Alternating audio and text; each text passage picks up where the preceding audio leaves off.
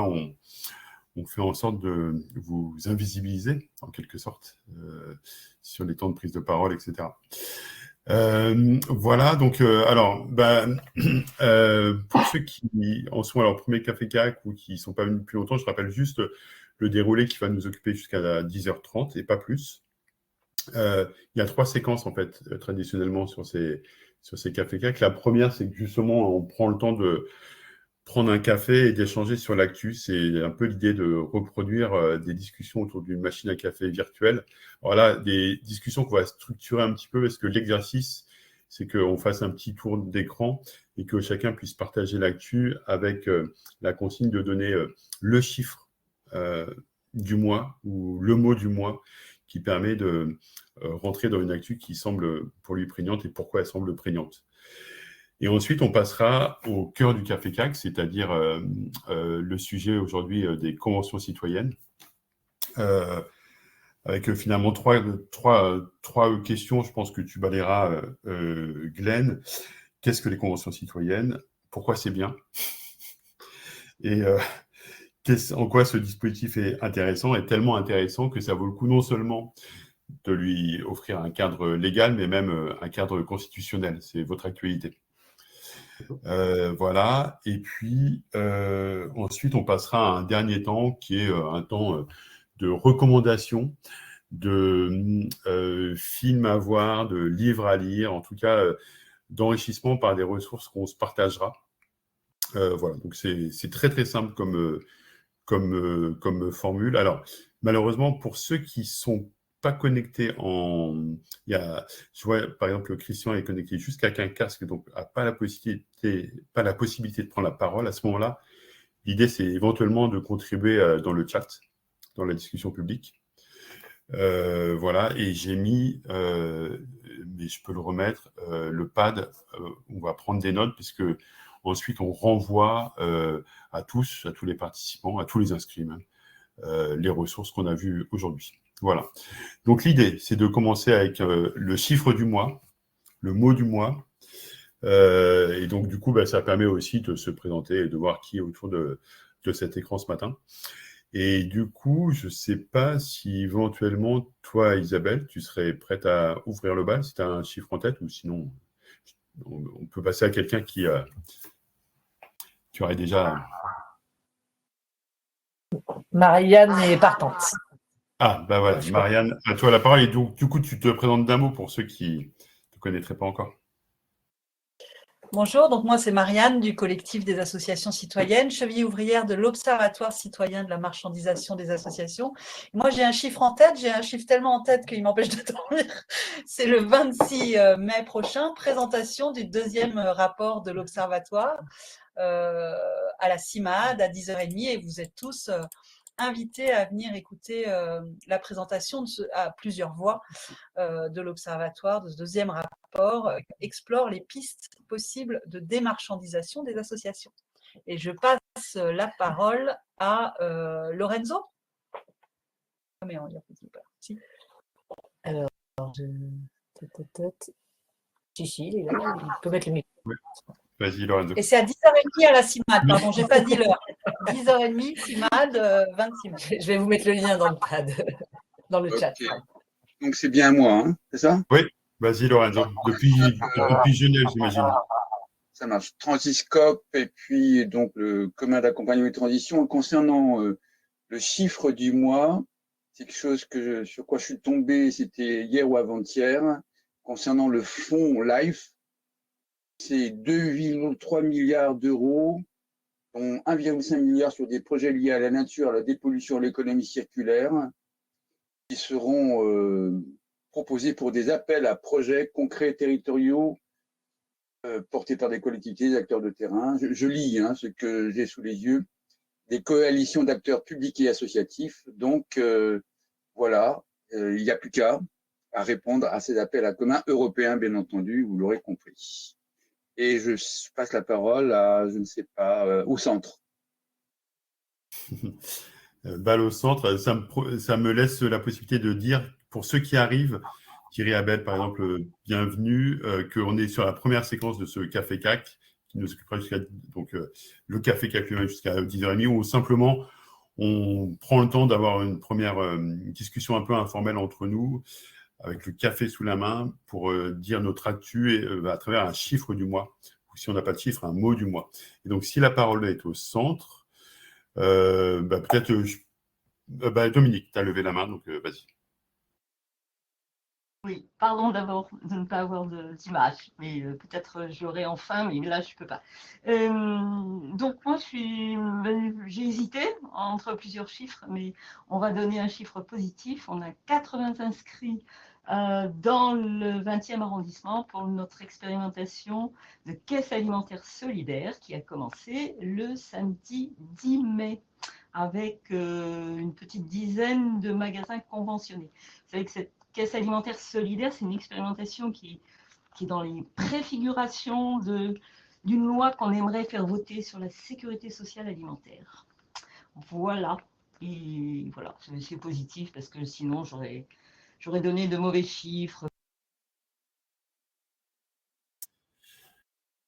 Tu as raison, mais il ne faut pas désespérer Billancourt.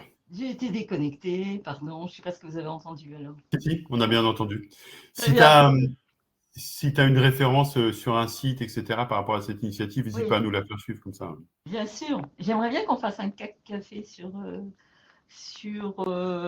future loi, ce projet de loi et les expérimentations, parce qu'à Montpellier, c'est quand même positif depuis 2 ans.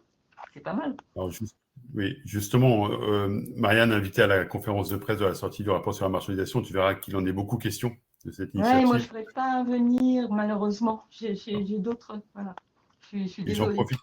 Et j'en profite pour dire que la très bonne revue Transrural fait un dossier, leur dernier numéro, le dossier porte sur justement ces expérimentations, sécurité sociale alimentaire. Ah, très bien.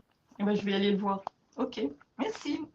Et je passe la parole à Nicole, peut-être. Nicole. Oui, bonjour. Moi, je vais vous donner la date du 18.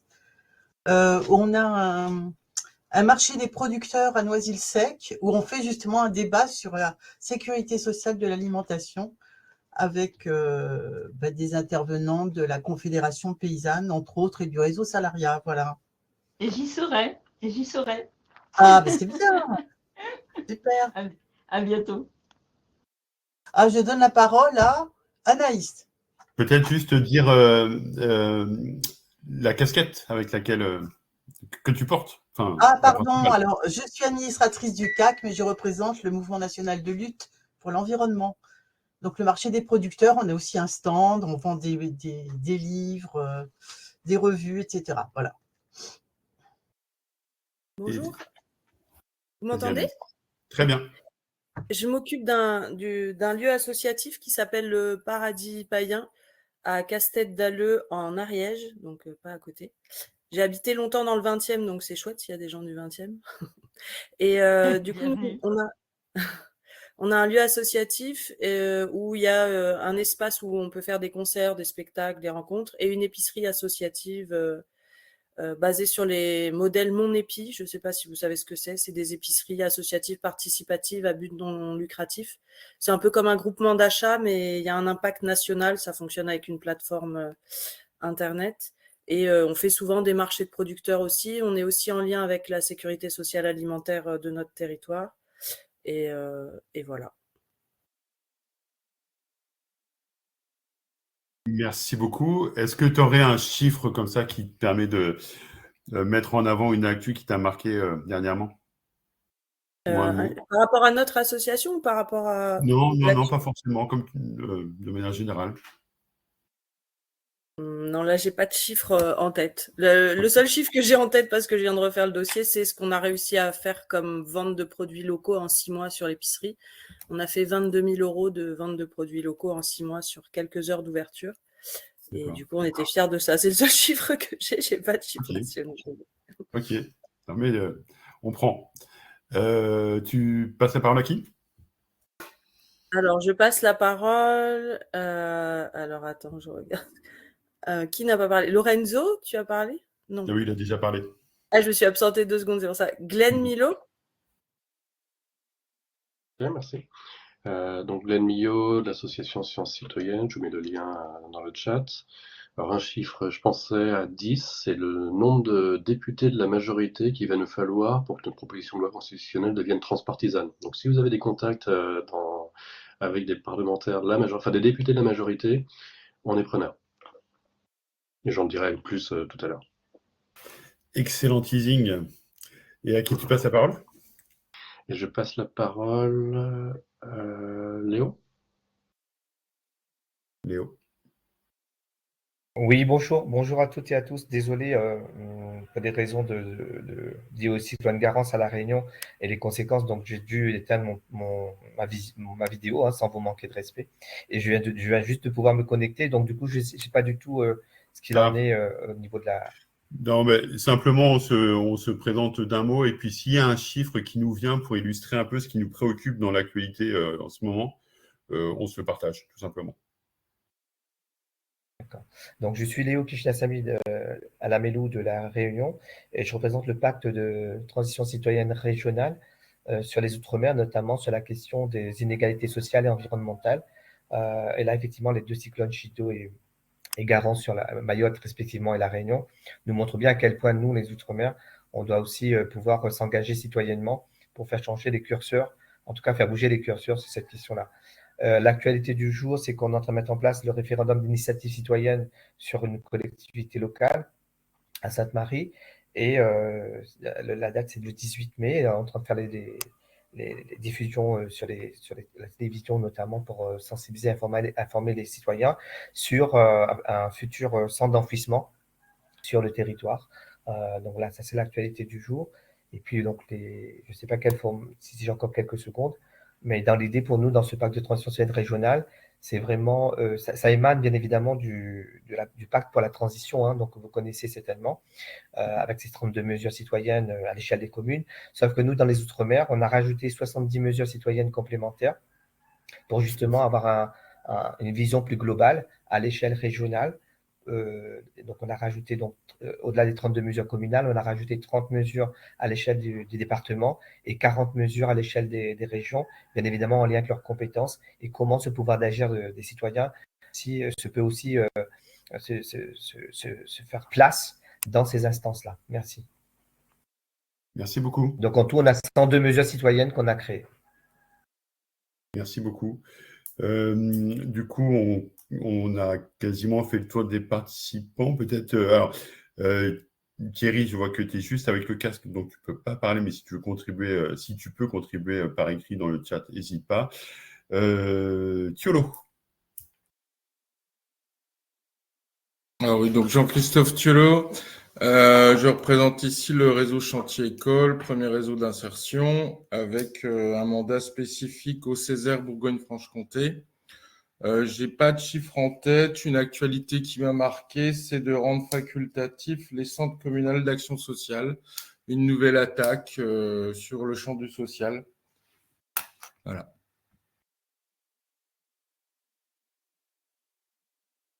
Très bien. Alors, Monique est déconnectée. Peut-être, Isabelle, tu as eu le temps d'avoir un chiffre clé qui te venait en tête? Alors, non, on essaie de se caler ensemble. Donc, moi, je suis Isabelle du CAC. Je suis avec Mara, qui est aussi là, au bureau, qui est en stage avec nous, et Marianne. Et donc, on essaie juste de caler là. Je n'ai pas spécialement de chiffres. Voilà, je pourrais dire 2, comme pour le deuxième rapport, parce qu'en ce moment, là, on est sur les bons à tirer et, et la reproduction, de savoir si on aura les rapports physiquement le bonjour. Ça nous préoccupe pas mal. Et demande à Mara si tu avais un chiffre, toi, à ajouter. On n'en a pas non plus. Et en tête, si ça nous vient, on en a une lumière, on vous fera signe. Ok. Et du coup, parmi ceux qui peuvent parler et pas seulement écouter, je crois qu'on a fait le tour. Moi, je peux peut-être finir avec le chiffre que j'ai en tête. Alors, je triche un peu. C'est le chiffre 12, c'est-à-dire hier, lundi 12 mai.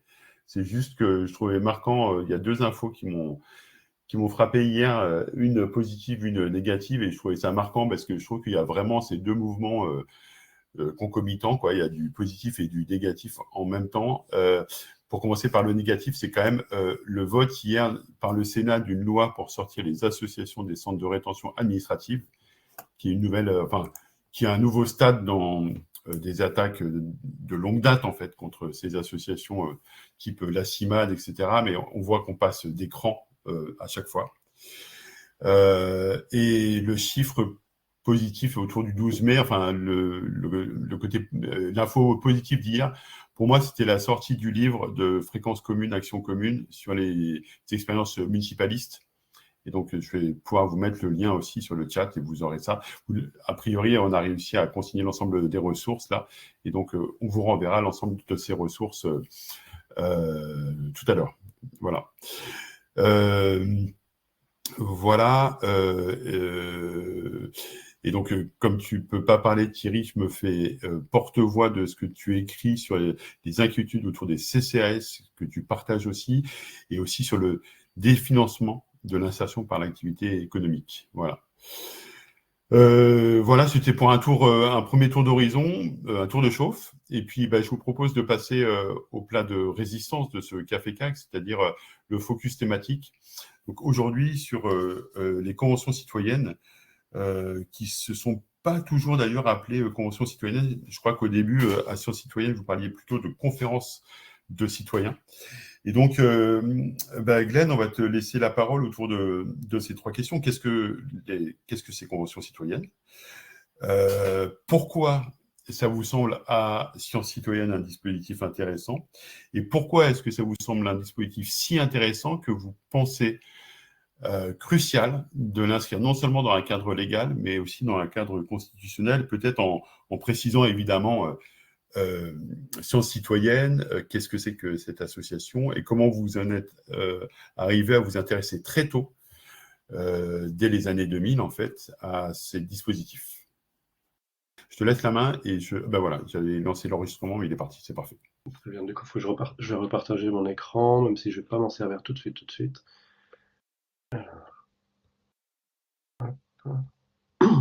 Est-ce que ça apparaît? Pardon. Donc, du coup, je vais rester quelques temps sur cette slide pour répondre aux trois questions et ensuite, je vous présenterai un historique de notre implication sur ces questions et un état d'avancement et ce qu'on attend dans les prochains mois. Donc, effectivement, convention citoyenne, c'est un terme qu'on a adopté un peu par défaut, parce que en fait, il a été utilisé pour la Convention citoyenne sur le climat par Emmanuel Macron. Mais auparavant, on était un peu ringard, on avait appelé ça Convention de citoyens, parce qu'on avait décliné le terme conférence de citoyens, qui lui était pas mal installé depuis les années 70-80. Donc, en deux mots, une conférence de citoyens, une conférence de consensus, un panel, un jury panel, une convention citoyenne, c'est faire le pari qu'en tirant des citoyens, des citoyennes au sort, en leur donnant l'information nécessaire, ils sont en capacité, ils et elles sont en capacité de produire des recommandations pertinentes. On fait facilement ce pari parce qu'on se dit que les parlementaires, par exemple, ont abordé tout un tas de sujets sur lesquels ils n'ont aucune compétence. Et pour autant, ils votent. Et ils prennent des décisions majeures, ils changent la loi sur des sujets pour lesquels ils n'ont aucune compétence. Donc on se dit, les citoyens ne sont pas différents. Les citoyens et les citoyennes ne sont pas différents. Ce qu'on propose, c'est de leur donner l'information la plus exhaustive possible, avec l'état des controverses, les dissensions, et éviter que des lobbies s'accaparent la source unique d'information, des fois inconsciemment pour les parlementaires, des fois tout à fait consciemment. Donc on essaie d'enlever ce biais important pour la production de la loi, qui est le travail parlementaire habituel. Pour autant, on ne chante pas le Parlement non plus, parce que ce qui sort d'une convention citoyenne, ce sont des recommandations d'évolution de la loi, mais ce ne sont pas des lois qui seront mises en place. Alors dans notre proposition de loi, on va un petit peu plus loin que ça, mais j'y reviendrai. Donc, comme je vous l'ai dit, c'est un dispositif qui est assez ancien, qui a été inventé par le Danish Board of Technology dans les années 80, je crois, au Danemark, parce qu'ils avaient fait le constat que leurs parlementaires, enfin c'était le Parlement qui avait estimé qu'il n'était pas compétent en fait sur tout un tas de questions scientifiques, et il avait besoin d'être appuyé par une expertise, mais il n'avait pas le temps de recevoir cette expertise. Donc il a proposé de faire l'expérience de tirer des citoyennes et des citoyens au sort, de les former, et ensuite d'utiliser ces recommandations pour avoir des débats déjà très très mûris. Voilà. Donc On a fait, donc on a analysé différentes expérimentations de conférences de consensus, conférences citoyens, jury panel, pour se rendre compte que finalement les recommandations étaient brillantes, étaient pertinentes, pas forcément exactement celles qu'on aurait voulu voir surgir, mais nettement meilleures que celles qui sortaient en général de discussions parlementaires.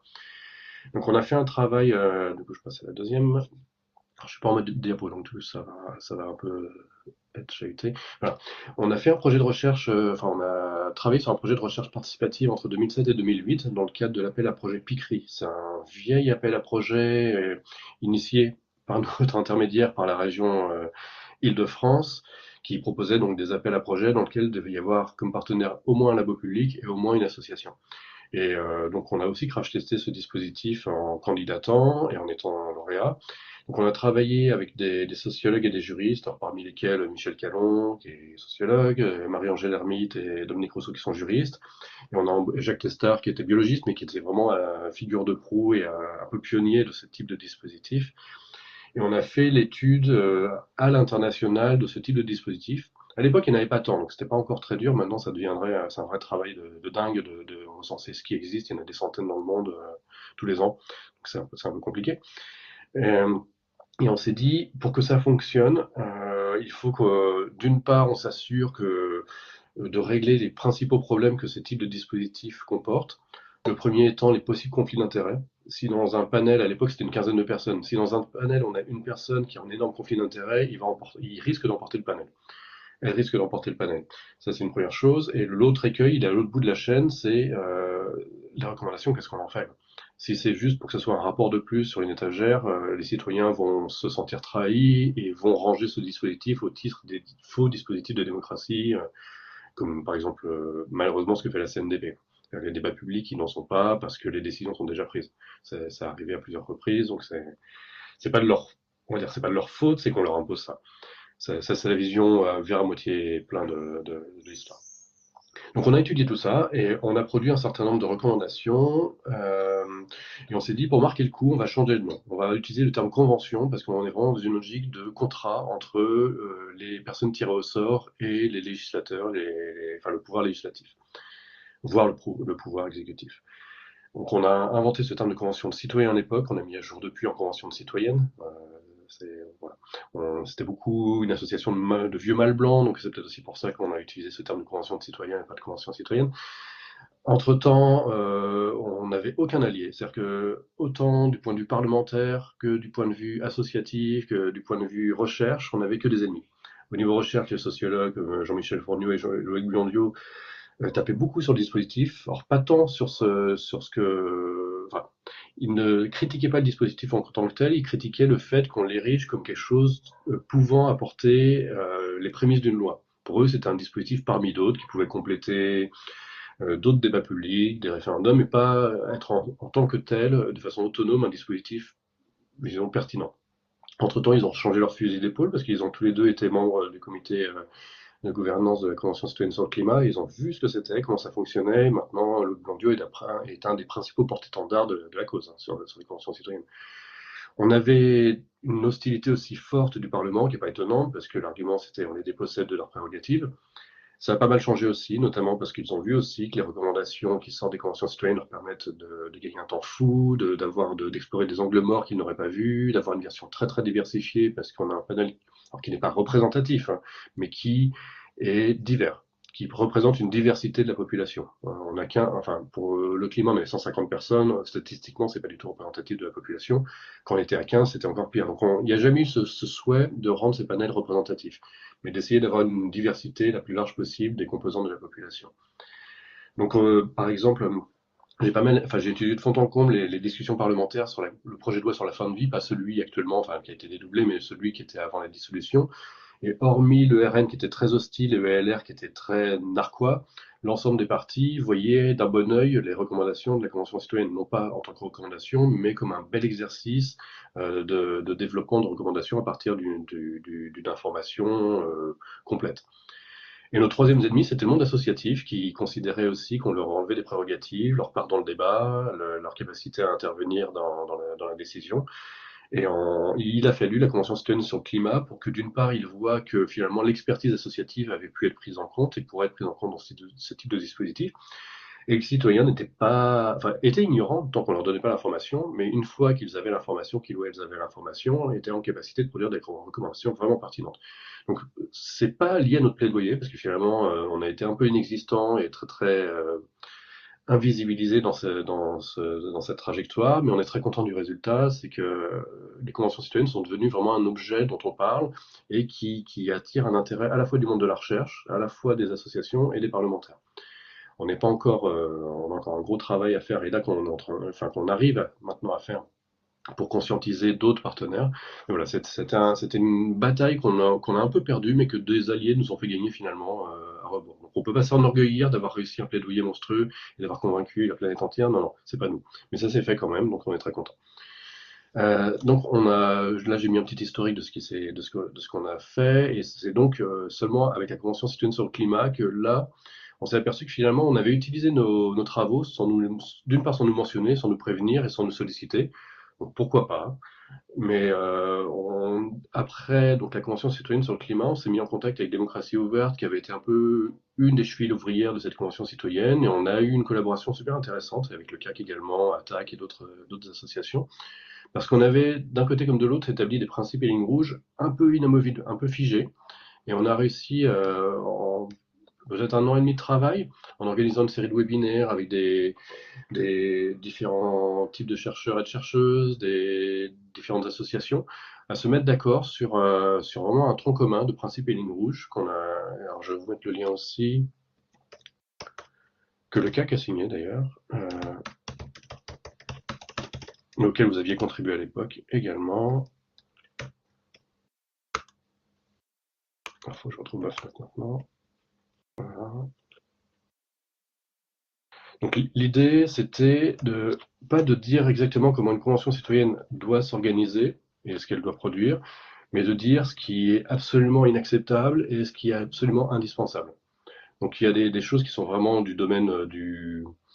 Si je suis critique avec notre travail, qui sont peut-être du domaine du dogme, mais du dogme réfléchi, et d'autres qui sont plutôt du domaine du conseil. Vous verrez dans les différents types de principes, il y a des choses qui sont plutôt très très normatives et d'autres qui sont un peu plus souples. Enfin, souple dans la capacité à les interpréter. On a donc lancé ce site pour des conventions citoyennes dont je vous ai donné le lien, et on a fait là on a commencé un travail de plaidoyer qui a été plus efficace parce que enfin les parlementaires connaissaient ce qu'était une convention citoyenne et savaient ce qu'on pouvait en attendre. Et pareil pour les associations. On s'est dit, bon, ça vient toujours pas du Parlement, donc on va à nouveau écrire une proposition de loi. On l'avait fait en 2007, en 2008 plutôt, mais elle était un peu foutraque, c'était plutôt un étalage de principes avec différents, enfin pas très sérieux au niveau juridique, parce qu'il y avait du droit constitutionnel, il y avait de la loi ordinaire, il y avait du décret, on avait mélangé un peu tout ça, parce que c'était plus de l'affichage que vraiment un texte normatif qu'on voulait faire. Alors que là, on a vraiment travaillé sur une proposition de loi juridiquement correcte, avec notamment les juristes avec lesquels on avait travaillé en 2007-2008, donc ils nous sont restés fidèles, et avec 2 parlementaires, un de l'Assemblée et un du Sénat, donc Hendrik Davy, qui est un parlementaire du groupe écolo et social, anciennement LFI, mais il a fait partie de la charrette des LFI qui ont dû se trouver une autre chapelle, et avec Yann Chantrel, sénateur socialiste. Et voilà, donc là, j'ai quelques références que vous pourrez voir de communication qu'on a pu faire, livres, brochures, articles, etc. Mais j'en viens directement à ce qui a pu être fait. Donc on a fait ce travail d'élaboration d'une proposition de loi constitutionnelle qu'on a complété depuis par l'élaboration d'une proposition de loi organique. Alors juste en 2 mots, si vous n'êtes pas familier avec le dispositif, pour changer la Constitution, il faut soit un projet de loi donc émanant du gouvernement, soit une proposition de loi émanant du Parlement constitutionnel. Une proposition de loi constitutionnelle elle va définir des principes, mais pas forcément beaucoup de détails dans l'opérationnalité de ces principes. Donc derrière, elle appelle souvent une loi organique qui, elle, va rentrer dans les détails de ce qui est nécessaire pour mettre en musique en fait ce qu'on a mis comme principe. Donc on a réussi à faire déposer au bureau de l'Assemblée nationale cette proposition de loi constitutionnelle. La loi organique, elle viendra quand ça sera son temps. C'est-à-dire, si par chance cette loi constitutionnelle passe et votée, on aura une nouvelle constitution, donc il faudra qu'on adapte la loi organique, la proposition de loi organique à ce qu'on aura réussi à modifier. Quelques détails, alors peut-être techniques, mais qui sont pas anodins, c'est que quand on touche à la Constitution, alors déjà ça entraîne beaucoup de frilosité, le fait d'ouvrir cette boîte de Pandore, parce que je ne sais pas si vous connaissez le principe des cavaliers législatifs. En 2 mots, c'est quand on a un projet de loi, une proposition de loi, si un amendement qui n'a rien à voir avec le texte arrive, le Conseil constitutionnel le censure en considérant que c'est un cavalier législatif, donc un morceau de texte qui n'a rien à voir avec le texte initial, donc qui n'a pas lieu d'être dans cette discussion. Mais ça c'est vrai pour toutes les lois, sauf les lois constitutionnelles. C'est-à-dire que si on veut changer l'article 1, il peut y avoir un amendement qui change l'article 89. Donc c'est pour ça que beaucoup de parlementaires ou beaucoup de ministres sont très très inquiets quand on propose de modifier la Constitution, parce qu'ils ont peur que des parlementaires s'engouffrent dans cette ouverture de la Constitution et proposent de toucher un peu à tout. Et dans les faits, c'est tout à fait possible, enfin dans les faits, non, théoriquement, c'est tout à fait possible de modifier tous les articles de la Constitution alors que le projet initial voulait en modifier un seul. Donc voilà, c'est une crainte qui nous a été rapportée. La réalité des faits, c'est que par exemple, quand il y a eu la proposition de loi sur la modification, enfin l'introduction de l'avortement dans la Constitution, il n'y a pas eu du tout ce genre de dérive. Un autre point technique, mais qui est important aussi, c'est que quand on fait un projet de loi constitutionnel, il a 2 manières d'être voté. C'est soit le Sénat et l'Assemblée nationale se mettent d'accord et ensuite ils votent en Congrès, aux 2 tiers, soit le Sénat et l'Assemblée nationale se mettent d'accord et on passe par un référendum. Mais quand c'est une proposition de loi, donc qui est émanant du Parlement, on passe systématiquement par un référendum. Donc pour l'avortement, la crainte des porteurs du projet, c'était que le référendum soit un référendum contre Macron et que la réforme ne passe pas. Donc le gouvernement a récupéré la proposition de loi, l'a réinscrit en tant que projet de loi de façon à passer par le Congrès et non par un référendum. Donc nous, on se dit que ce ne serait pas forcément une bonne idée, parce qu'une proposition de loi qui veut modifier la démocratie et qui chante le référendum, on se dit que voilà, faudra trouver les éléments de langage si on veut aller dans cette direction-là, mais c'est probablement une très mauvaise idée.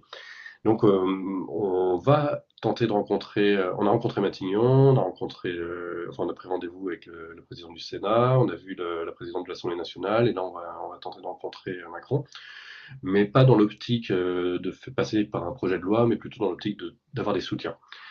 Notamment, donc dans l'intro, j'avais parlé du chiffre 10, c'est qu'on veut en faire une proposition de loi transpartisane, et pour ça, c'est pas quelque chose de normatif, hein. La proposition de loi transpartisane, ça n'existe pas dans des textes réglementaires, mais c'est une espèce de deal qui est au niveau de l'Assemblée pour faire en sorte que des niches, donc des espaces de discussion au sein de l'Assemblée, soient possibles pour un certain nombre de propositions de loi dites transpartisanes, à condition qu'elles soient portées par 10% des parlementaires, donc 58 parlementaires, et 10 membres de la majorité, d'où le chiffre 10. Donc là, notre enjeu, c'est pas tant d'avoir les 58 signataires, finalement on les aura assez facilement, enfin il semble qu'on les aura assez facilement, mais c'est plutôt d'avoir les 10 de la majorité. Donc c'est pour ça que si vous avez des contacts, on est vraiment très très preneurs. Matignon nous a suggéré quelques parlementaires, Brown-Pivet nous a suggéré d'autres parlementaires, mais on sent que ça va être peut-être un peu compliqué.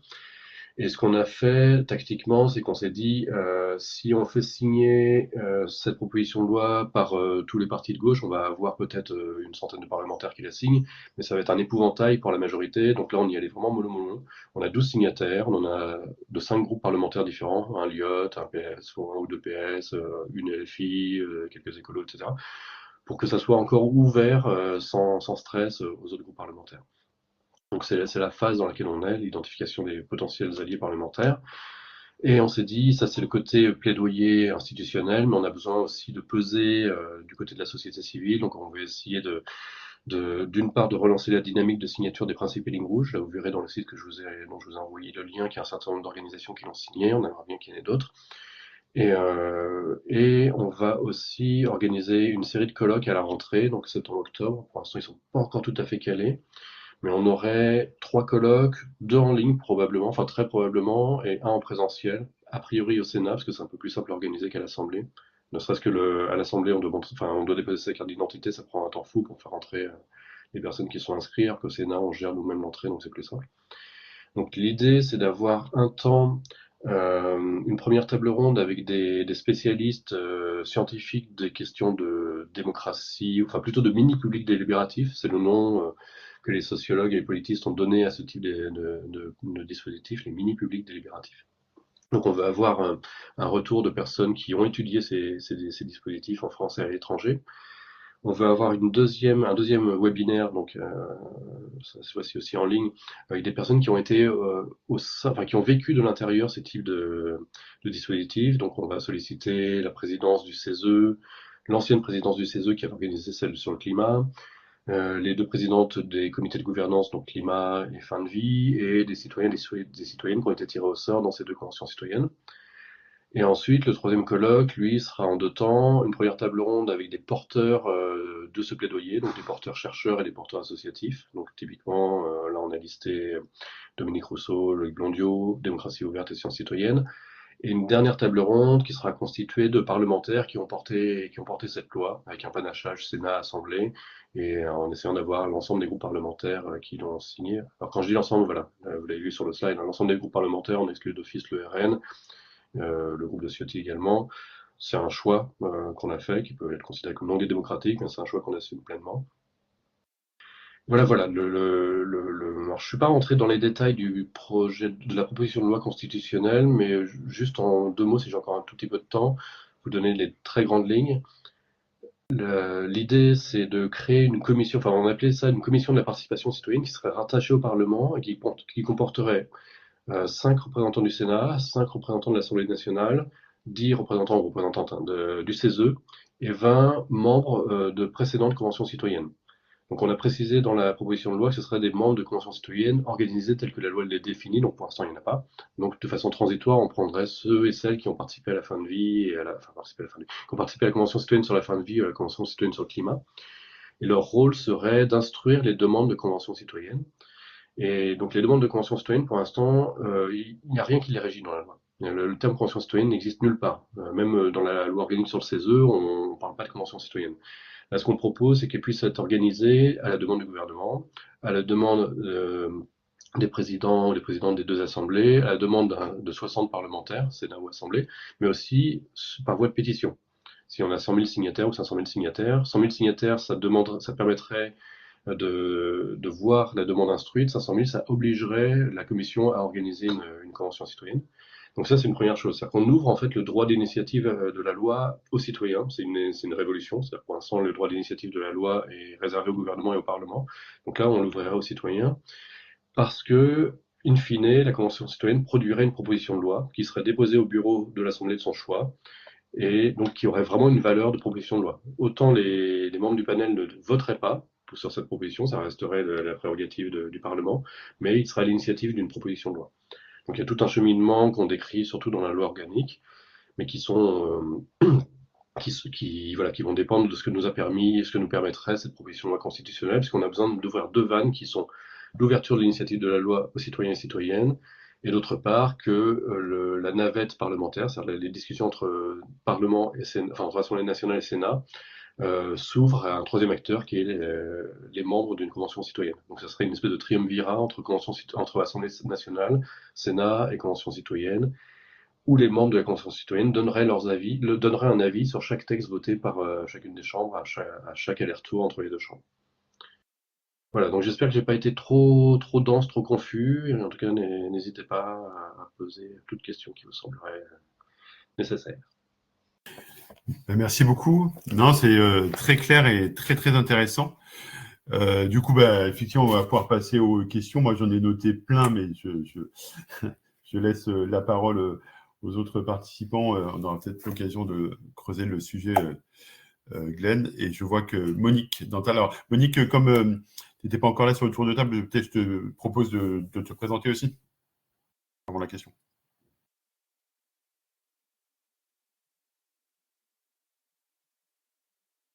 Alors, ça ne marche pas. Ah oui, mais en fait, il y a un problème de connexion. Il y a un problème de connexion. Ça va revenir, je pense. Est-ce qu'il y a d'autres questions qui émergent avant que Monique se reconnecte?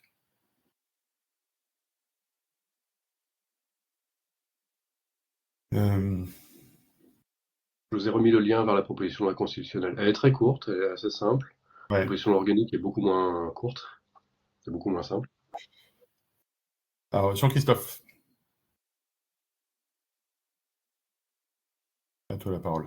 Le lien avec le RIC ou RIP sur la constitution provisoire de transition. Pour nous, on a pris l'exemple, enfin, quand on a fait notre travail de recherche sur les questions, oui, c'est quelque chose que j'ai oublié de mentionner. On a un projet de recherche qui démarre en juin avec un politiste et avec l'association Les 184 qui regroupe les membres tirés au sort de la Convention citoyenne sur la fin de vie pour étudier justement cette Convention citoyenne. Et le chercheur avec lequel on travaille, Dimitri Courant, a beaucoup étudié les assemblées citoyennes irlandaises. Et notamment, il a pu voir que ces assemblées ont pas mal influencé le résultat des référendums sur l'avortement qui avaient suivi. Donc le lien pour nous, il est pas nécessairement obligatoire, au contraire, mais si par exemple, pour nous il est intéressant, on ne le met pas systématiquement en lien. On le connecte pas forcément nécessairement systématiquement. On a vu qu'il y avait une proposition de loi constitutionnelle sur un RIC qui avait été déposée par le groupe LFI. Mais bon, voilà, le problème, c'est qu'il a été déposé par un groupe seul, donc celle-là est quand même a assez peu de chances d'être instruite. C'est ce qu'on essaie d'éviter, nous, en faisant une proposition de loi, en essayant de faire une proposition de loi transpartisane, c'est de ne pas mettre une étiquette unique derrière cette proposition. Donc, je n'ai pas une réponse satisfaisante, parce que c'est une question qu'on a beaucoup discutée, notamment quand on a fait nos webinaires en 2020-2021. Mais pour nous, c'est deux choses qui sont complémentaires, à la fois comme mode de modification de la loi, mais aussi, et qui peut être complémentaire concrètement. C'est-à-dire que l'un peut précéder l'autre, par exemple. Mais tout n'appelle pas nécessairement. Enfin, ce qu'on va reprocher, nous, au RIC ou au référendum de façon générale, c'est le manque d'information des personnes qui vont devoir voter ce référendum. Et ce qu'on voit comme vertu de la Convention citoyenne, c'est la disponibilité d'informations nécessaires. Ce qu'on a vu, par exemple, le seul référendum qui a eu un succès inattendu, c'était celui sur la Convention européenne, alors que tout l'armada médiatique était penché pour faire voter pour le oui. Et finalement, il a fallu une mobilisation un peu baroque entre différents types d'opposants à cette convention pour que ça ne passe pas. Mais c'est assez compliqué, surtout avec un paysage médiatique qui est quand même aux mains d'industriels, d'avoir suffisamment de temps de parole pour pouvoir avoir une information suffisamment éclairée pour les personnes qui vont devoir voter derrière. Donc là, c'est la grande limite qu'on voit dans le référendum, c'est le fait que c'est assez compliqué à gérer d'un point de vue information à disposition des votants et des votantes.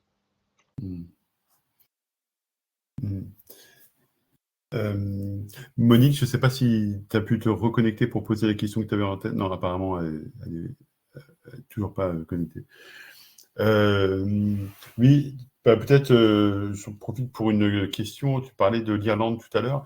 Moi, je me demandais si, dans le cadre de votre plaidoyer, vous aviez un peu sous le coude des exemples qui ont fonctionné et peut-être ailleurs. Notamment, moi, j'avais entendu sur une réunion de sciences citoyennes l'exemple d'une convention citoyenne sur l'avortement en Irlande, c'est-à-dire sur un sujet hyper épineux dans cette société qui avait contribué à une grande avancée, en fait, sur ce point de blocage, etc.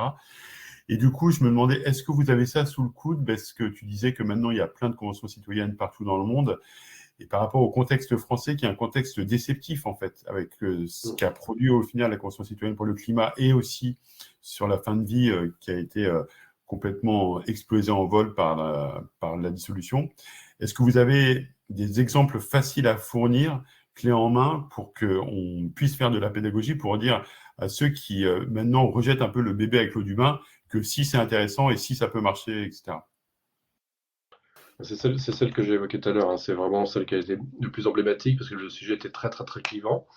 Mais ne serait-ce que, alors, elle n'a pas eu vraiment de réponse satisfaisante pour l'instant, mais la Convention citoyenne sur la fin de vie est un sujet énormément clivant aussi. Et les personnes qui ont participé ont apprécié de pouvoir avoir pu s'exprimer, avoir pu entendre.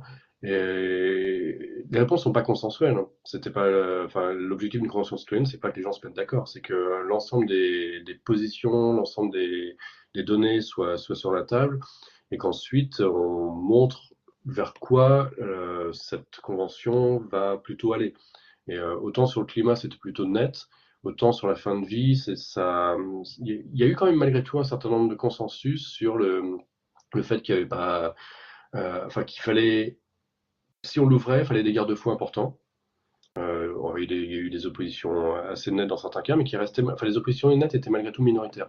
Donc même sur des sujets extrêmement controversés, ça a permis un dialogue. Alors que auparavant, la discussion sur l'avortement, c'est pro-life versus pro-choix, et il n'y a pas de dialogue, c'est des affrontements. Là, il y a eu un dialogue entre des personnes qui étaient vraiment radicalement opposées, mais qui ont accepté de dialoguer et de coproduire ensemble. Enfin, personne s'est barré parce qu'ils ne voulaient pas discuter de la question. Les personnes qui avaient un avis très tranché sur la question ont accepté d'en discuter, ont accepté de s'exposer et de se faire mettre en minorité.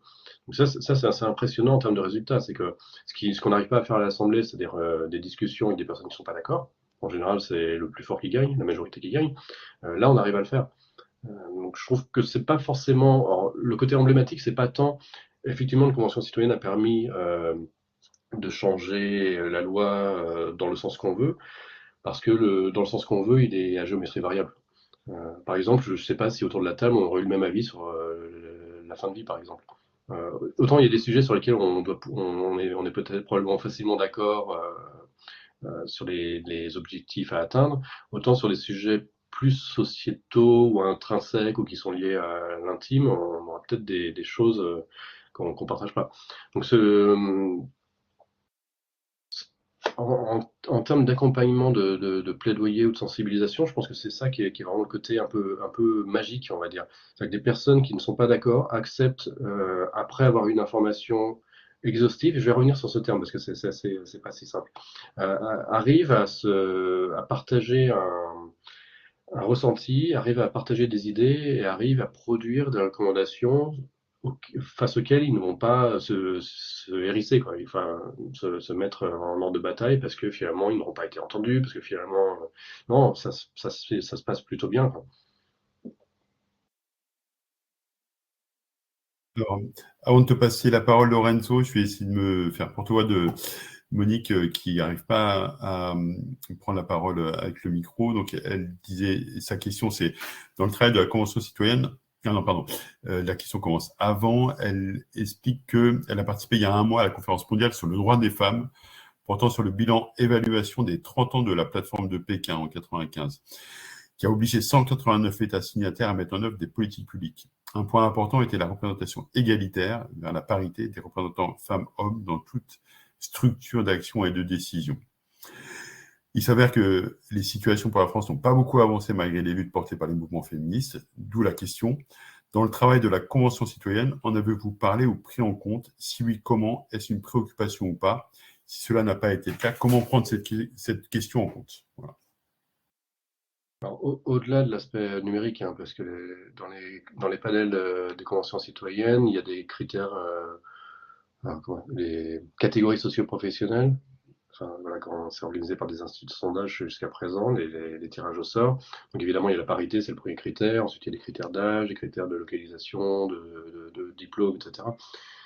Au-delà de ça, pour l'instant, il n'y a pas eu de convention citoyenne, à ma connaissance, en France en tout cas, qui a étudié la question du genre dans les travaux eux-mêmes. C'est-à-dire que par exemple sur le climat, on n'a pas été proposé de discuter la dimension genre du changement climatique.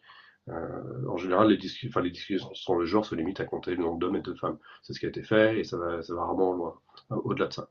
Donc, j'ai pas de réponse plus satisfaisante. C'est clair qu'au niveau de la représentation parlementaire, on est très très loin même si la parité est censée être une obligation, le résultat est très très loin de cette obligation. Autant pour les panels des conventions citoyennes ou même des conférences citoyennes auparavant, c'était un des seuls critères c'était un critère qui était respecté. Mais ça, voilà, c'est très satisfaisant parce que c'est une posture purement numérique. Lorenzo, tu avais une question? Oui, vous m'entendez bien? Très bien. Bonjour à tous, à toutes. Et j'avais une question en relation avec le choix d'avoir exclu, si c'est le terme exact, des partis politiques.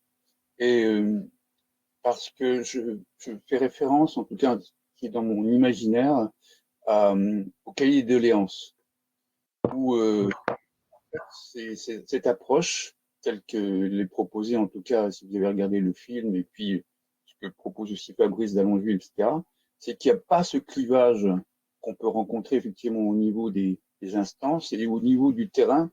Il y a la possibilité d'avoir un dialogue, quoi. Et je me dis que d'exclure d'emblée, non pas les partis eux-mêmes, mais ceux qui ont voté pour ces partis-là, donc les citoyens, je pense qu'il y a, en termes de citoyenneté, de convention citoyenne, il y a des personnes qui ne vont pas se retrouver. Donc, je pose cette question par rapport à ce choix. Merci. Alors, nous, on ne prône pas l'absence de sympathisants RN dans la Convention citoyenne, hein. C'est un tirage au sort intégral. Donc, on imagine facilement que, avec un peu de chance, les membres de la Convention citoyenne représentent à peu près les sensibilités de la population. C'est pas statistiquement certain, loin de là, mais il est très probable que dans l'ensemble des conventions citoyennes, on ait eu peut-être 20-30% de RN, on n'en sait rien. Sauf si les sympathisants RN considèrent, et c'est en tout cas ce qu'affichent les élus, considèrent que c'est un dispositif fantoche qui ne sert à rien, qui n'a pas lieu d'être. Peut-être que dans ces cas-là, les sympathisants RN refusent le dispositif et sont beaucoup moins présents dans le panel. Ça, on n'a pas d'études là-dessus. Maintenant, nous, on a fait un choix après les dernières législatives. C'est un débat qu'on a eu en interne. Est-ce qu'on doit s'afficher contre l'extrême droite? Et on a décidé de s'afficher contre l'extrême droite et de ne pas travailler avec l'extrême droite. C'est la première fois qu'on affichait un choix partisan. Donc on a fait, comme un certain nombre d'organisations, mais peut-être parce qu'on n'était pas tout seul, hein, on n'a peut-être pas fait tout seul, mais on a un courage qui est le nôtre et qui peut être limité, mais voilà, on a fait ce choix de rejoindre un certain nombre d'associations qui ont décidé d'afficher leur opposition à l'extrême droite. Et dans ces cas-là, par cohérence, on s'est dit on ne va pas discuter de nos propositions de loi avec des parlementaires de ces étiquettes. Donc on ne va pas les discuter avec Ciotti, on ne va pas les discuter avec Le Pen ou avec Zemmour. Mais les électeurs sont changeants d'une part, et d'autre part, on ne contrôle pas leur entrée, et on ne souhaite pas contrôler leur entrée. Au contraire, on cherche à les convaincre de ne plus être des sympathisants. Donc s'ils peuvent s'approprier les conventions citoyennes, en voir tout l'intérêt et changer d'avis, on sera très content. Les conventions citoyennes contre le vote RN. Mais c'est une réalité, en fait, il y a une association hongroise qui a travaillé sur justement l'intérêt des assemblées citoyennes pour lutter contre l'autoritarisme. En voyant justement le fait de rapporter un peu de démocratie, un peu plus de démocratie, ouvrir la voie à la population, ça permettait de casser un peu cette logique de tous pourris, on n'arrivera jamais à avoir la parole, la caste décide tout, etc. Donc il y a un lien. Ouais, carrément. Anaïs. Je me pose aussi cette question parce que moi, je suis entièrement d'accord avec vous sur le principe de ne pas faire participer le RN en soi, mais on a, nous, la même problématique juste au niveau associatif et je trouve que c'est des discussions hyper sensibles parce que, par exemple, on a le cas dans l'épicerie associative qu'on a, on a quelqu'un, on sait très bien, qui vote RN, qui est producteur sur la vallée, qui vend du coup à l'épicerie parce que le principe de notre épicerie, c'est la vente de produits locaux et qu'il est juste à côté, et qui est d'hyper bonne volonté, qui est quelqu'un de très sympathique, de très liant avec le milieu. Nous, on est un peu, entre guillemets, des néos, et lui, il fait partie des ruraux, du coup, il fait beaucoup de liens, et il nous permet d'accéder à beaucoup de gens, justement, qui sont pas dans les mêmes idées politiques. Et quand on discute, on voit très bien à quel point il y a il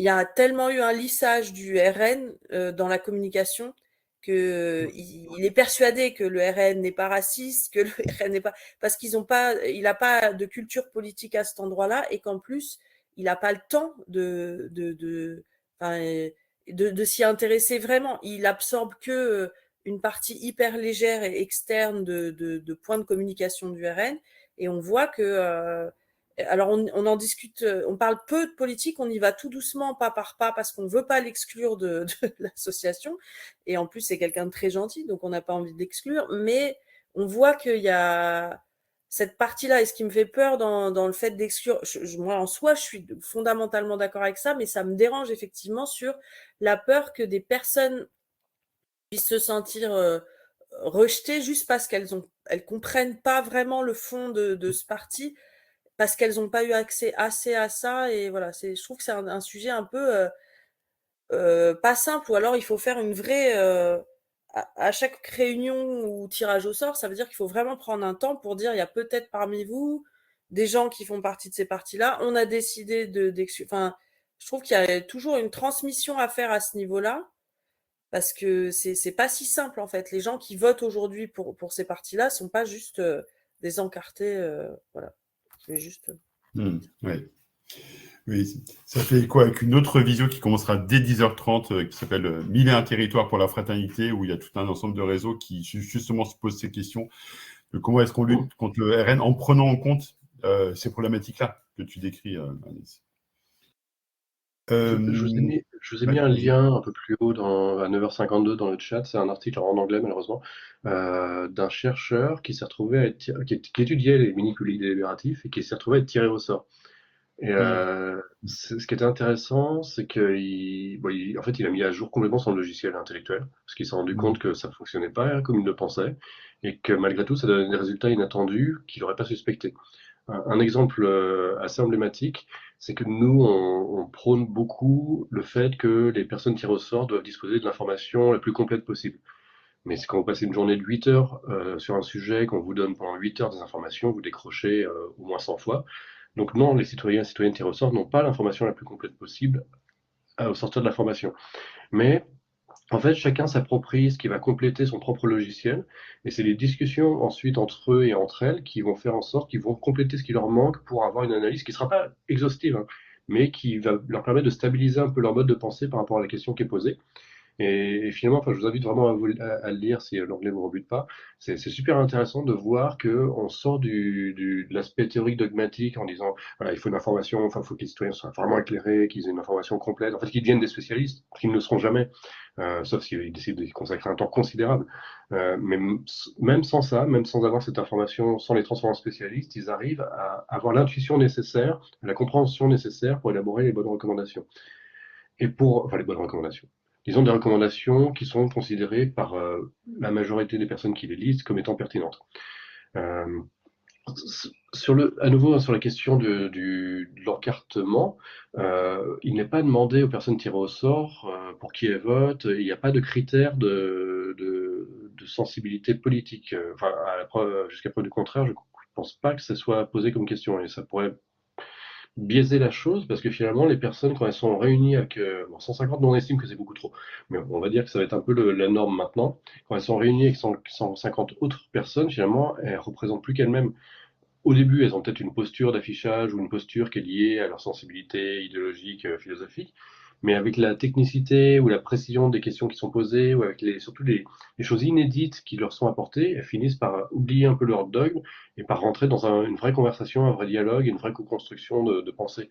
Donc finalement, on n'aurait pas intérêt à, d'une part, exclure qui que ce soit dans une convention citoyenne, à part des personnes qui ont des conflits d'intérêt. Ça, c'est quelque chose auquel on tient vraiment. Par exemple, on fait une convention nucléaire une convention citoyenne sur le nucléaire. Si on est parmi les citoyens, on a des personnes d'Areva, enfin d'Oreno maintenant, on va considérer que c'est un conflit d'intérêt. En revanche, pour nous, c'est important qu'Oreno soit parmi les experts qui vont former, que Oreno et Greenpeace et d'autres assos et d'autres scientifiques et d'autres industriels puissent donner ce qu'ils considèrent eux comme étant de l'information. Mais dans le panel, non, parce que c'est des personnes souvent qui ont appris à se bagarrer, qui ont appris à influencer un débat et qui peuvent vraiment, vraiment, vraiment beaucoup biaiser le travail de co-élaboration, de recommandation par les membres du panel. Donc pour nous, c'est vraiment super important. Mais donc, du coup, surtout que là, c'est un avis personnel qui engage que moi, mais je pense que le vote ARN, c'est pas un vote d'adhésion, c'est un vote qui est alimenté par beaucoup de craintes, beaucoup de peurs, beaucoup de méconnaissances, le fait on a quand même les médias Bolloré qui inondent de conneries tous les jours les différents canaux. Donc forcément, et en plus au niveau international, c'est un peu légitimé parce qu'on a Trump qui est élu, voilà, c'est compliqué maintenant de dire vous êtes dans une dystopie totale.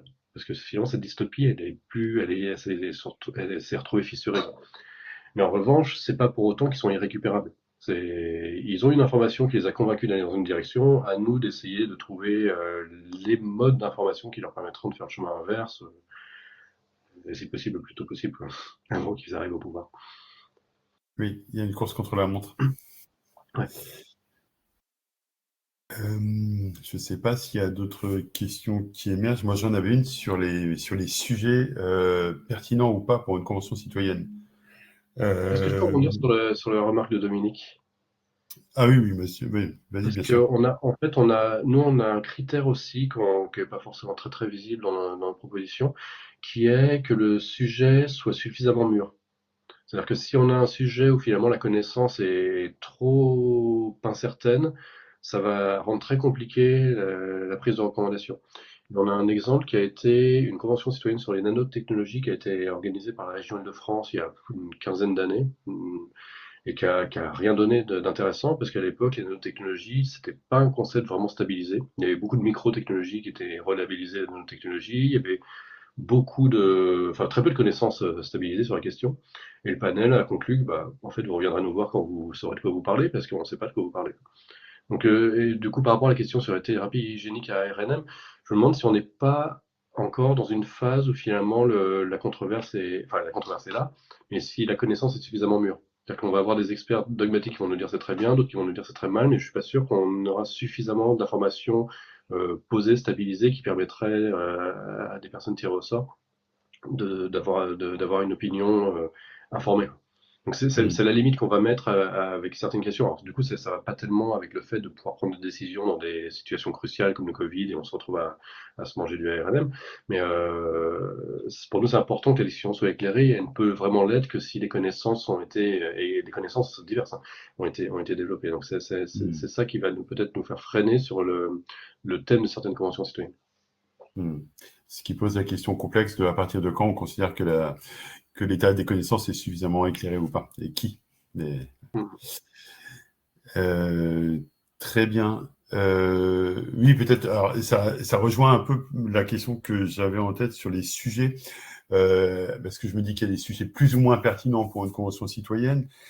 Et notamment, alors j'avais deux sujets en tête. Il y en a un, c'est parce que bon, nous au CAC, notre sujet c'est beaucoup comment est-ce qu'on construit une politique de renforcement du monde associatif. Donc, est-ce que confier à une convention citoyenne la tâche de définir une politique publique vie associative, de renforcement du monde associatif, ça serait pertinent ou pas? Ou alors est-ce que c'est un sujet beaucoup trop large?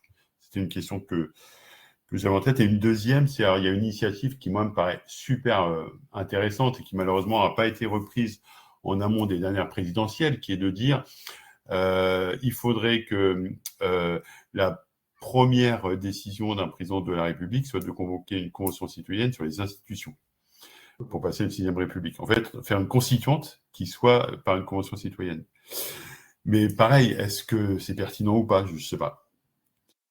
Alors, je ne sais pas si c'est pertinent, mais en tout cas, il y a une coalition d'organisations à laquelle on ne fait pas encore complètement partie, mais qu'on suit de près, et avec laquelle je pense qu'on est d'accord, qui est d'organiser une convention citoyenne sur la démocratie. Donc, je ne sais pas si c'est pertinent, mais il y a un mouvement dans cette direction-là. La difficulté, c'est pour nous, organiser une convention citoyenne dans l'état actuel des choses, c'est insatisfaisant parce qu'il n'y a pas de lien affectif entre les recommandations et les décisions. Le processus lui-même n'est pas bien cadré, donc on aimerait qu'il n'y ait pas de convention citoyenne majeure avant qu'elle soit installée dans la Constitution, que ces principes soient vraiment calibrés.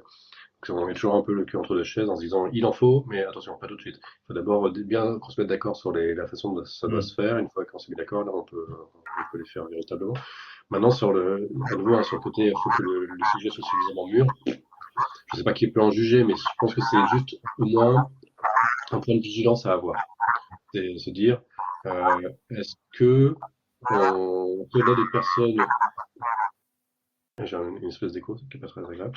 Est-ce qu'on connaît des personnes qui connaissent le sujet suffisamment et qui seraient en capacité, en fait on va déléguer un peu cette réponse, est-ce que donc la commission de participation citoyenne, on se met dans le cadre où c'est installé, elle va nommer d'abord une personne qui va présider le comité de pilotage, puis ensuite ensemble ils vont essayer d'établir le comité de pilotage en son ensemble.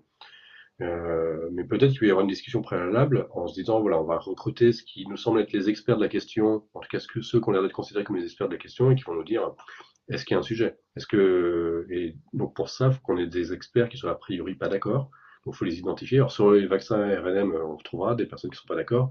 Maintenant, est-ce que leur niveau d'expertise leur permettra que une information correcte, enfin correcte, je ne veux pas dire correcte dans le sens vrai, parce que c'est sujet à controverse aussi, mais qu'une information soit disponible pour les citoyens et citoyennes. Ce qui était intéressant dans la Convention citoyenne sur la fin de vie, c'est qu'ils ont vraiment, enfin les membres du panel ont vraiment rejeté tout ce qui était dogmatique. C'est-à-dire tous les arguments d'intérêt, tous les arguments d'autorité par exemple, ça passait pas du tout. Donc quelqu'un qui affirmait que moi je vous le dis, je suis chercheur, ou moi je vous le dis, je suis association, ou moi je vous le dis, je suis je sais pas quoi, spécialiste, ça passait pas du tout. Ils avaient besoin qu'on leur explique pourquoi. C'est pas c'est comme ça, c'est comme ça parce que là ça passait, mais c'est pour ça, c'est comme ça passait pas du tout. Donc, pour des sujets qui ne sont pas très mûrs, ou pas complètement mûrs, c'est un peu le risque qu'on aurait, c'est-à-dire d'avoir des arguments d'autorité de part et d'autre, et finalement un contenu un peu faible en termes d'assises. Alors, Monique, peut-être on peut tester, voir si ton micro fonctionne, parce que tu demandes si Yann peut répondre à tes questions. J'en ai déjà posé une, mais il y en a peut-être qui m'ont échappé. Vas-y. Vous m'entendez là maintenant? Oui, très bien. Très bien, merci. Comme évidemment j'ai été obligée de partir pour revenir, je ne sais pas s'il y a eu des réponses à ce que j'avais posé. C'est une question vraiment importante, hein, c'est-à-dire que si on veut véritablement avancer vers une prise de décision à égalité entre les femmes et les hommes, pour lesquels les mouvements féministes se sont battus quand même depuis les années assez lointaines, hein, des années 1990. J'ai été une de celles, en tout cas, qui a organisé et coordonné le mouvement pour la parité en politique à cette époque, avec le mouvement Arc-en-Ciel, dont peut-être certains d'entre vous, d'ailleurs, ont connu. Ce que je voulais dire, c'était que même y compris dans toutes les associations, les partis, etc., il faut qu'il y ait des mesures de prise pour aller vers une parité équilibrée. On sait très bien qu'on ne peut pas y arriver tout de suite, et donc il y a pas mal de groupes qui ont adopté la méthode du quota planifié en disant on atteindra la parité à telle époque, on essaiera de l'atteindre. Donc la question que je posais, c'est est-ce que la Convention citoyenne, les conventions citoyennes se sont intéressées ont eu ce souci? Je n'ai pas l'impression, mais peut-être que je n'ai pas les informations utiles. Et si ce n'est pas le cas, quelles sont les difficultés que vous rencontrez? C'est assez important aujourd'hui pour nous de savoir les difficultés qui sont rencontrées dans le détail pour qu'on voit comment on peut y remédier.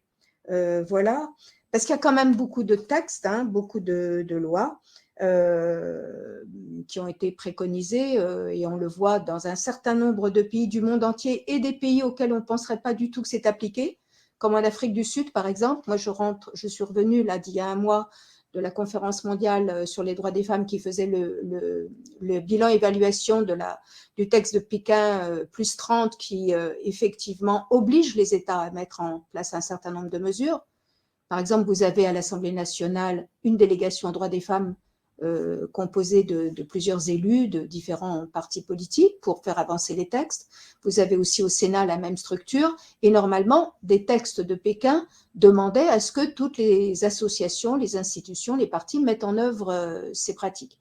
Donc, je voulais savoir si c'est un souci pour vous ou pas, ou dans les expériences que tu as évoquées, et comment on peut poser ces problèmes-là et avancer un petit peu sur ces questions. Parce que pour moi, c'est une question de démocratie. C'est-à-dire, s'il n'y a pas une place équilibrée entre les femmes et les hommes, les décisions démocratiques ne sont pas démocratiques. On le sait très bien. Et donc, du coup, on est obligé à chaque fois de recommencer à zéro tout ce qui a été déjà fait pour essayer de remettre le travail en route, quoi. Merci.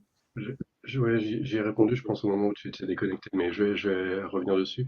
Je pense pas que les conventions citoyennes aient exclu le critère parité, à vérifier, mais en tout cas, les deux conventions citoyennes qui ont été organisées en France, c'est un des premiers critères, avoir une représentation paritaire.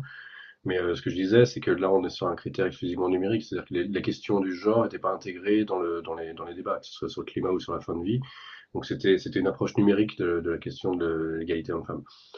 Pour autant, ce critère-là, au moins, s'il n'est pas respecté au Parlement, il est respecté dans les conventions citoyennes. Maintenant, c'est pas le seul critère non plus. Dans le tirage au sort, c'est pas un tirage au sort universel, c'est-à-dire qu'il y a des catégories socio-professionnelles, urbains, ruraux, classes d'âge, etc., qui complètent non pas la représentativité de la convention citoyenne, mais sa diversité.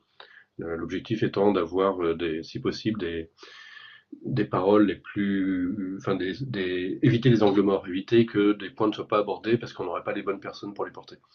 Voilà. Donc à nouveau, c'est pas sur la question climatique. Il y a, enfin, moi, j'ai vu par exemple dans des appels à projets européens le fait que doivent être intégrée la question de genre. Beaucoup répondaient en disant bah voilà, on a autant de chercheurs que de chercheuses. C'était pas la question. La question c'était est-ce que les dimensions genre est intégrées dans la recherche elle-même. Là, c'est pas intégré, ça n'a pas été intégré dans les questions qui ont été posées au panel, mais ce qu'on cherche, nous, à travers le fait que les conventions citoyennes puissent être déclenchées par voie de pétition, ça pourrait être une voie. Si les parlementaires ne font pas cette démarche parce que l'Assemblée est à 75% masculine, peut-être que via une pétition, ça peut être une dimension qui soit intégrée dans les questions à poser au panel. Ce sera peut-être plus facile à faire passer. Alors, je ne vais pas mentir, hein, c'est pas une préoccupation qu'on a mis en exergue dans notre plaidoyer, parce que pour nous, la préoccupation principale, c'était que la décision ne soit pas captée par des lobbies. Voilà. Si je dois résumer vraiment notre angle fort sur cette dimension-là, c'est que ce qu'on constate le plus souvent, c'est que ce soit des lobbies administratifs ou des lobbies industriels, on a une décision qui est captée.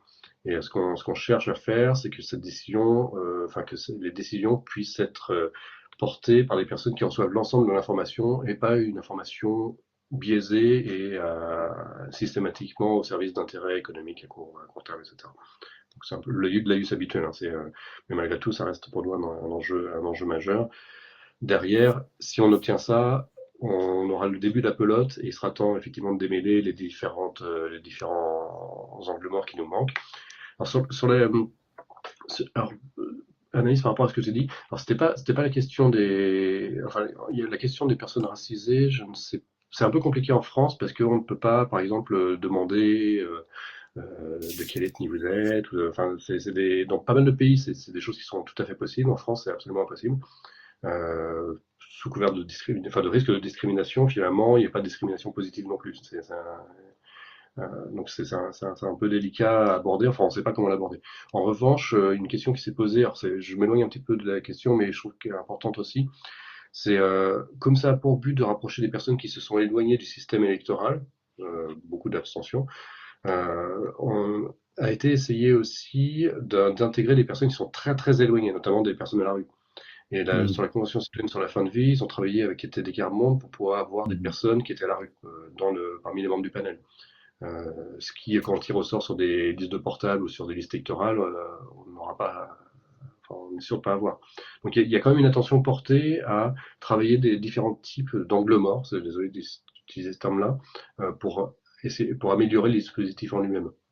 Donc il y a différents, parmi ces angles morts, il y en a un certain nombre qui seront évidemment à travailler pour nous dans un deuxième temps. Dans le premier temps, on casse un peu cette démocratie qui dysfonctionne et qui est beaucoup captée par des intérêts économiques.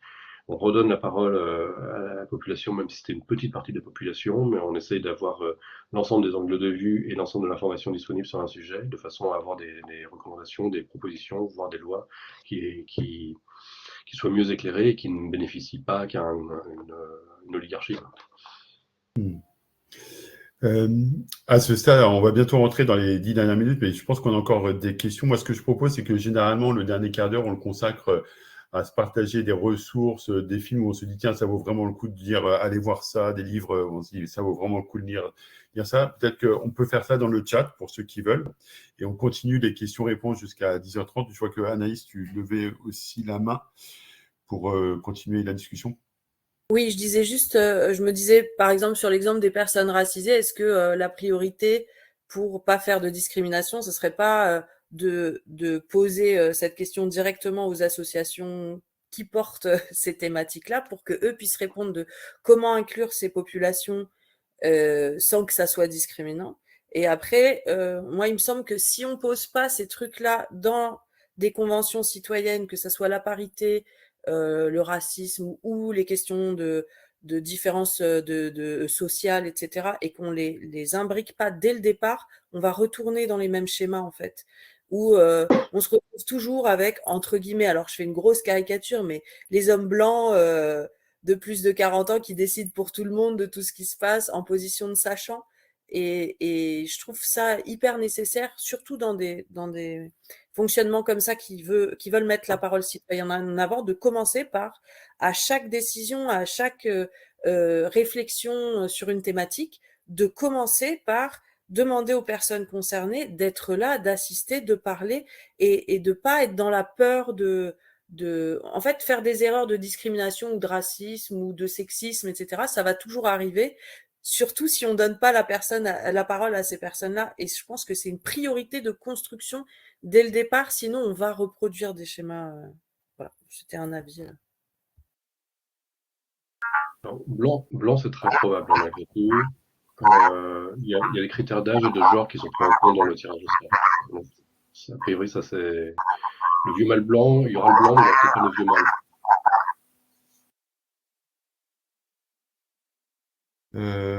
On va passer la parole à mâle blanc. Lorenzo. Oui, oui, merci. Je peux rebondir sur ce que vient de dire Anaïs. C'est un peu l'approche du commun d'accompagnement de transition. C'est effectivement former, donner la possibilité aux accompagnants, aux accompagnateurs, accompagnatrices, aux personnes qui sont dans la facilitation, de monter en compétences et de pouvoir accompagner effectivement ce genre d'initiative. Mais je voulais peut-être mettre en lumière le pas de côté que je proposais. C'est à la fois une ressource, mais en même temps une question.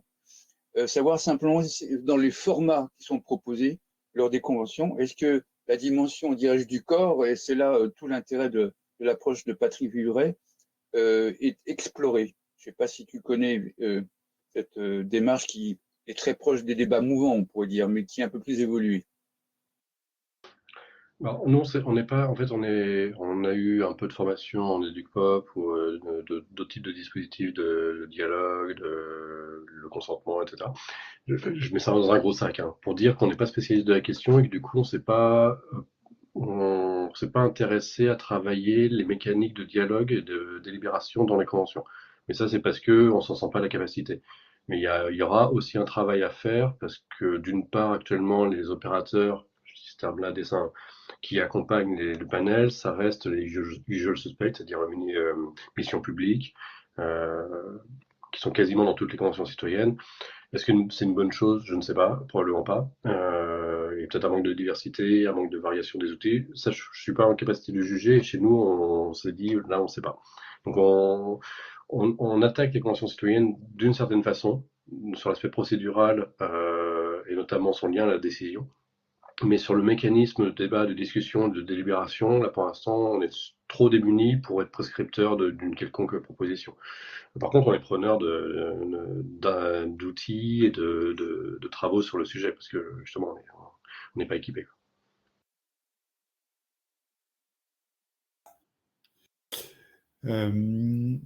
Anaïs, et après, moi, j'aurais aussi une petite question. Oui, à l'époque des Gilets jaunes, il y a un site, je ne sais pas si les gens s'en souviennent parce que j'arrive pas à le retrouver sur Internet, je voulais vous mettre le lien, mais qui avait existé, qui s'appelait la vraie démocratie ou un truc dans le genre. C'était un site tout jaune et en fait qui avait une structure informatique hyper intéressante au niveau du débat citoyen. Et je me demandais si vous aviez des outils informatiques ou la création d'un site ou quelque chose qui vous avez permis de dialoguer de façon efficace, et si c'est le cas ou pas le cas, est-ce qu'il n'y a pas un truc intéressant à reproduire sur un site qui serait vraiment participatif, mais où en même temps tracé pour pas que n'importe qui puisse se mettre dessus juste pour faire du scrollage, comme on dit, du hacking de haine, mais il y avait cet outil-là, je ne sais pas si des gens s'en souviennent, et c'était plutôt pas mal foutu dans la structure. Ça abordait les grandes thématiques nationales, et ensuite, chaque personne pouvait proposer une idée de débat. Les gens pouvaient discuter, et le plus de discussions qui avaient été en faveur d'une idée était remis en avant. Et voilà. Enfin, je me demandais si vous aviez des outils un peu dans ce style. Alors, nous, on n'a pas été impliqués à l'intérieur de conventions citoyennes. En revanche, ce que tu dis, ça me fait penser à un travail qu'on a fait qui s'appelle Horizontaire. Je vais vous mettre le lien. Hop. Et pour ça, dans une partie du processus, on a utilisé un outil qui s'appelle Decidim, qui est un logiciel libre qui a été développé par la province de Catalogne pour viser de développer la démocratie participative. Donc c'est quand même une démocratie participative numérique, ce qui n'est pas une démocratie vraiment complète. Mais il y avait un système justement qui permettait de proposer des idées, de reprendre des idées, d'accompagner des idées, etc. C'était plutôt pas mal fait. Maintenant, je ne sais pas si c'est parfaitement satisfaisant, mais nous, on y a trouvé notre compte. Et alors là, je ne pourrais pas vous le montrer en fonctionnement parce qu'on a planté notre site et il faudrait qu'on le répare. Mais via le site Decidim, je pense que vous pouvez trouver des exemples justement de comment ça fonctionne. Mais en tout cas, c'est clairement pas, à nouveau, c'est clairement pas le mécanisme de délibération et de dialogue, c'est clairement pas notre spécialité. Là, on s'est fait un peu, on s'est fait les griffes sur celui-là, mais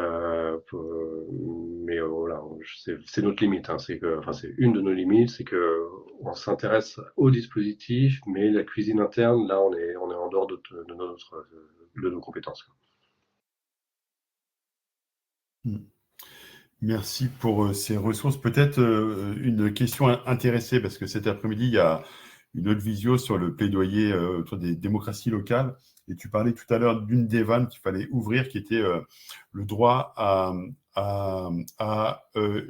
l'initiative. Et en fait, il y a des collectivités territoriales qui ont inventé ça depuis peu de temps. Je pense à Poitiers, je pense à Bordeaux, etc. Et du coup, je me demandais, parce que tu te disais aussi qu'il y avait finalement beaucoup de conventions citoyennes à travers le monde, mais aussi, j'imagine, un peu à travers la France. Est-ce que vous avez une cartographie des expériences de conventions citoyennes ou assimilées portées par des collectivités territoriales? Puisque tu évoquais, par exemple, celle de la région tout à l'heure, etc. On avait fait ce travail-là avant d'être submergé, donc on l'a pas mis à jour. Donc non, on l'a pas fait. Et on a eu cette discussion avec le cabinet, avec le président du CESE et son cabinet, sur justement le quid des conventions citoyennes non nationales et qui n'ont pas vocation à changer la loi. Et on s'est dit pour l'instant, là où on a des idées stabilisées, claires et on est en théorie sûr de notre coup, c'est sur ce type de dispositif. Donc des conventions citoyennes nationales dans le but de changer la loi ou les décrets, etc. Au niveau local, c'est plus compliqué parce que finalement, les prérogatives sont beaucoup plus limitées. Et en fait, on ne connaît pas assez, notamment le code des collectivités territoriales. On n'a pas assez réfléchi sur quelle articulation dans les différentes couches du millefeuille organisationnel des différentes collectivités. Donc pour nous, c'est un prochain chantier. À nouveau, on ne propose pas quelque chose de complet. On propose quelque chose qui a une visée précise, qui est permettre à des citoyennes et des citoyens tirés au sort d'avoir l'information nécessaire pour faire des propositions qui ensuite changeront la loi. Ensuite, on a une expérimentation qui est à part, notamment au niveau de Montpellier, de quelques villes autour de Montpellier, avec un mini-conseil qui a pour but d'élaborer des recommandations par rapport aux moustiques sur place et au fait qu'ils soient vecteurs de maladies. Mais ça, c'est un travail de recherche qu'on est en train de faire là-dessus. Donc, on n'est pas du tout prescripteur parce qu'on n'a pas encore fait ce travail préalable d'étude de ce qui se fait au niveau territorial. Donc, on s'y intéresse, mais on est vraiment au début du travail. Ok. Merci beaucoup. Le temps passe vite. On arrive déjà à 10h30. Peut-être, je proposerais bien, parce que donc on a eu qu'un partage très très rapide de quelques ressources là, qui est généralement la dernière séquence de ces cafés CAC. Peut-être de finir avec ce que tu proposais, Isabelle, le partage d'une ressource sur une actu qui va aussi nous occuper sur une autre visio ce midi, à midi pile. Sur les mois associatifs, peut-être que tu peux en dire un mot, parce que je pense que le sujet du jour a aussi à voir avec ça. C'est-à-dire que les soulèvements associatifs, ce n'est pas simplement pour défendre le monde associatif, mais pour faire valoir toutes les propositions qu'ils portent.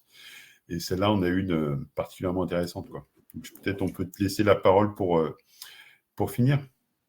Oui, c'est vrai que dans les chiffres, tout à l'heure, j'aurais dû d'ailleurs dire le 19, parce que voilà, on commence une petite campagne aussi là-dessus.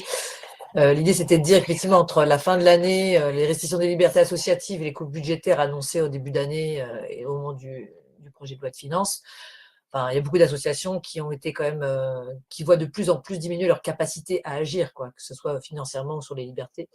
Et donc, il y a la volonté de dire, ben, mobilisons-nous. Alors, les secteurs le font, effectivement. Va y avoir les pays de la Loire, effectivement. La région a été vraiment très. La présidente de région a fait une réponse très tôt, très drastique sur des coupes franches.